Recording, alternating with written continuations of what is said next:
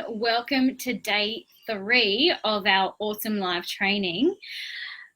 I'm really excited to share tonight about claiming your niche and really owning your expertise online, because there is just so many generalists out there. And I know, like, to an extent, a lot of us natural therapists kind of need to have a lot of a general idea of what we're going to treat before we treat it.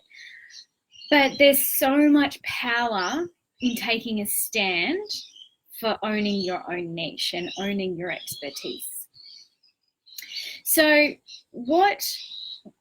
those of you who are catching the replay and those of you who are catching this live, what are your niches? What are you claiming?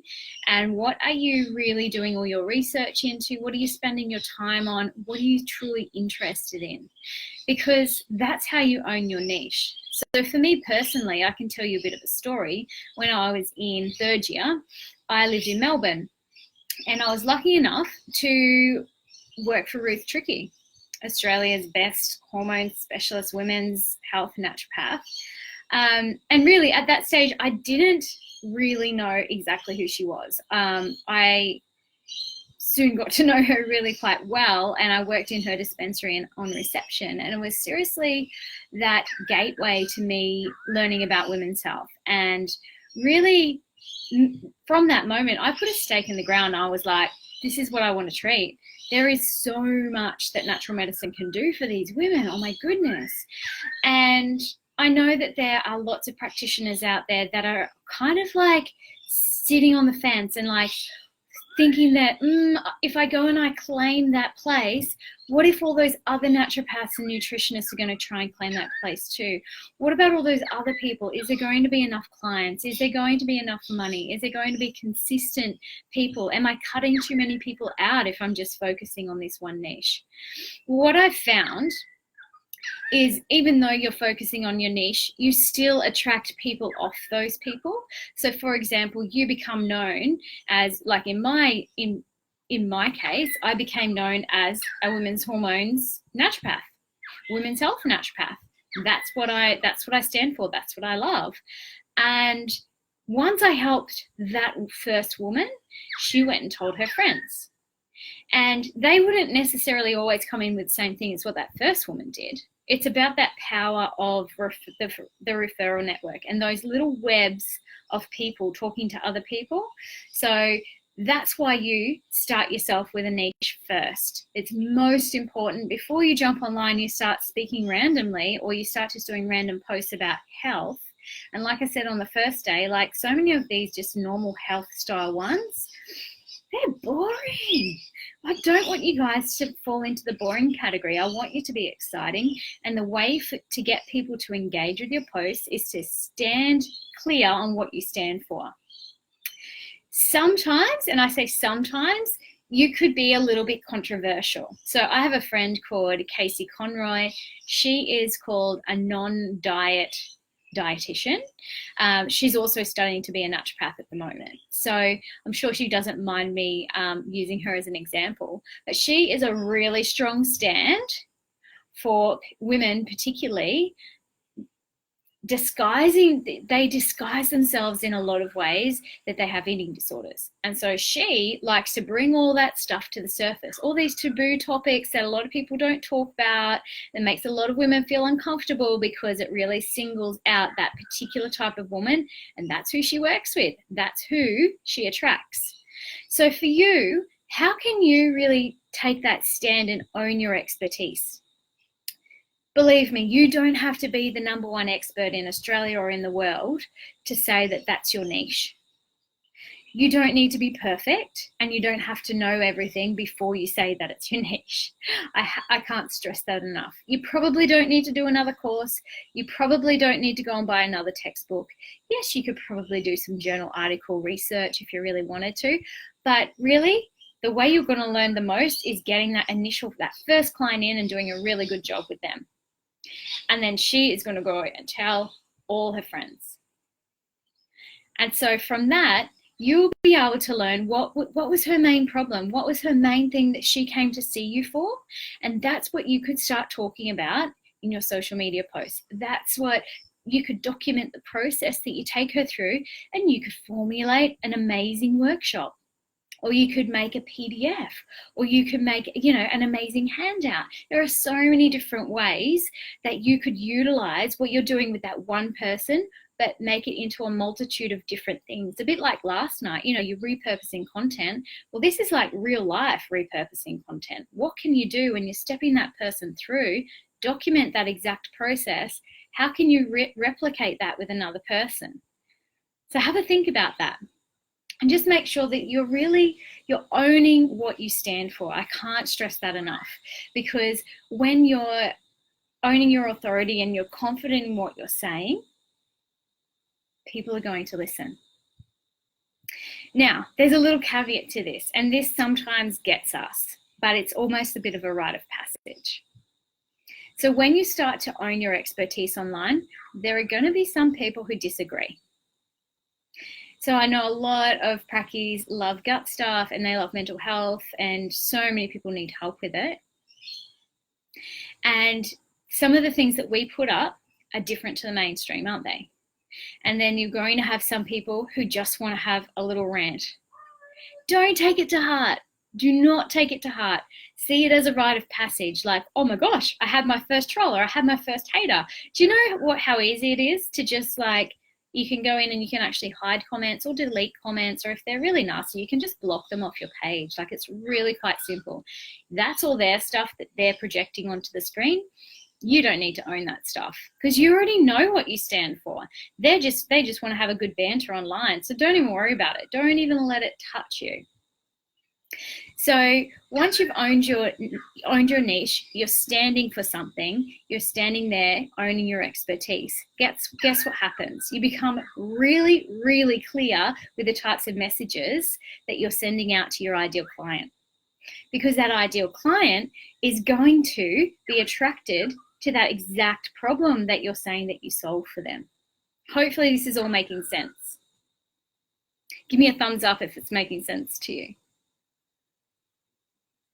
So here's another thing that some people, so just to give you a couple more examples, I know the vegan movement is a huge movement that's moving through Australia at a very rapid rate. I live on the Gold Coast, and oh my gosh, the Gold Coast is so full of vegans at the moment. And I have nothing bad to say about vegans. It's just that if you agree with it, awesome, take a stand on it. If you don't agree with it, come and maybe pull apart a doco. I've done that before and it worked really well, because people are like, oh, I wonder what she has to say about this particular doco. And you're just hopping on. You're literally just saying, okay, this is what I think, and this is where I think that it's flawed, and this is where I think that they can improve on it. And you're taking a stand. So you just got to take a stand on something that's really in alignment with you. You feel your passion come through, and just let go of the outcome, because you know that those right people will 100% be in alignment with you, and they're the people that you want in. When they're in alignment with you, no matter what you say once they come into clinic, they're listening. They're ready to take action.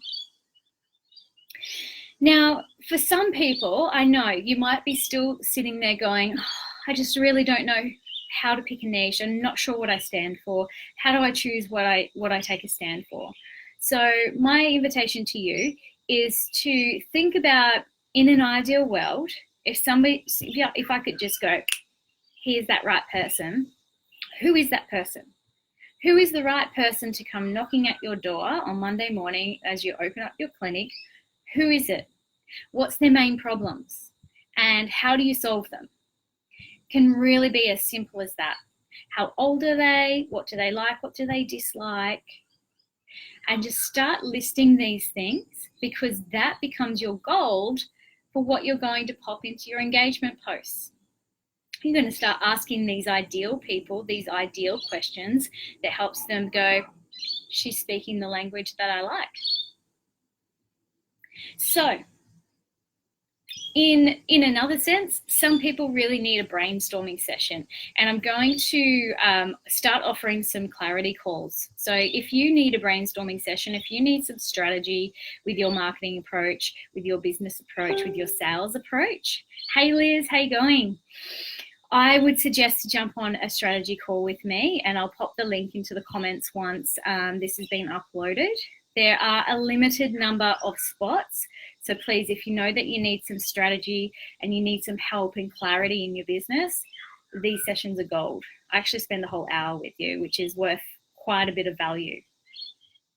So I wanted to also share with you someone who's been in my Clinic Freedom Method group or in my mastermind group, and she is based in Sydney.